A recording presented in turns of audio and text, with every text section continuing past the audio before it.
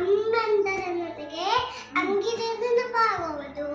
ಆಹಾ ಎಂದರೆ ನನಗೆ ಖುಷಿಯಾದ ನೆನಪಾಗುವುದು. ಆಹಾ ಎಂದರೆ ನನಗೆ ಖುಷಿಯಾದ ನೆನಪಾಗುವುದು. ಕೋ ಎಂದರೆ ನನಗೆ ಕಮಲದ ನೆನಪಾಗುವುದು. ಕೋ ಎಂದರೆ ನನಗೆ ಖಡ್ಗ ನೆನಪಾಗುವುದು.